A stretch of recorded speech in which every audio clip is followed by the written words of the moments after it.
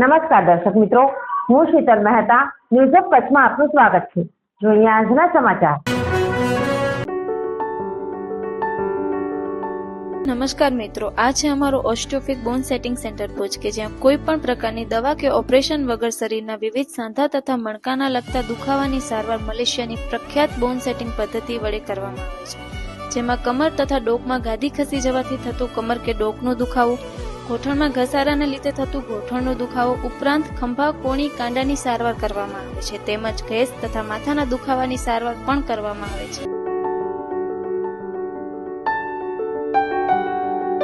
રાજ્યની તમામ હોસ્પિટલોને ક્લિનિકલ એસ્ટાબ્લિશમેન્ટ એક્ટ હેઠળ નોંધણી કરાવવી ફરજિયાત બની.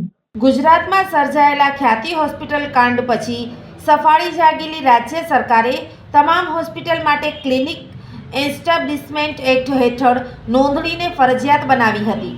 આરોગ્ય મંત્રી ઋષિકેશ પટેલની અધ્યક્ષતામાં ગઈકાલે ગાંધીનગરમાં સ્ટેટ કાઉન્સિલની બેઠક યોજાઈ હતી. આ બેઠકમાં આ નિર્ણય લેવાયો હતો. નકલી મેડિકલ પ્રેક્ટિશનરો અને ઊંટ વૈદો પર પણ સકંજો કસાશે. આરોગ્ય મંત્રી ઋષિકેશ પટેલે કહ્યું હતું કે 12મી માર્ચ 2025 સુધીમાં રાજ્યની તમામ હોસ્પિટલ આ અધિનિયમ હેઠળ ફરજિયાત રજીસ્ટ્રેશન કરાવવાનું છે. યોગ્ય સમયગાળામાં રજીસ્ટ્રેશન ન હોય તેવી આરોગ્ય સંસ્થાઓ સામે નાણાકીય કાર્યવાહી ઉપરાંત કડક કાયદાકીય પગલાં ભરવામાં આવશે.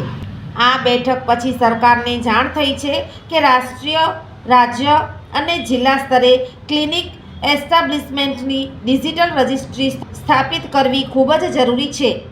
રજિસ્ટ્રેશન સિસ્ટમ દાખલ કરીને આરોગ્ય પ્રેક્ટિશનરો દ્વારા ઊંટવૈધું રોકી શકાશે. આ કાયદા અંતર્ગત તમામ સરકારી આરોગ્ય સંસ્થાઓ, ખાનગી તેમજ ટ્રસ્ટ સંચાલિત સંસ્થાઓએ રજિસ્ટ્રેશન કરાવવું ફરજિયાત છે. ક્લિનિક સંસ્થાઓના તમામ પ્રકારની ઉપચારાત્મક અને ડાયગ્નોસ્ટિક સેવાઓ માટે પણ નોંધણી ફરજિયાત છે. એલોપેથી, આયુર્વેદિક, હોમિયોપેથિક, સિદ્ધ અને યુનાની જેવી સેવાઓ આપતી તબીબી સંસ્થાઓએ પણ રજીસ્ટ્રેશન ફરજિયાત કરાવવાનું રહેશે. સોફ Kutch power by Opal electronics, LG best shop, Vijaynagar road Bhuj, Rambag road Adipur. Power by KC jewellers, latest fashion ડિઝાઇનના ઓર્નામેન્ટ્સનો વિશ્વાસપાત્ર શોરૂમ, હોસ્પિટલ રોડ ભુજ. દર્શક મિત્રો, આજે તારીખ 3 ડિસેમ્બર 2024. આ હતા આજના સમાચાર. આવતીકાલે ફરી મળીશું. ત્યાં સુધી મને રજા આપશો. નમસ્કાર.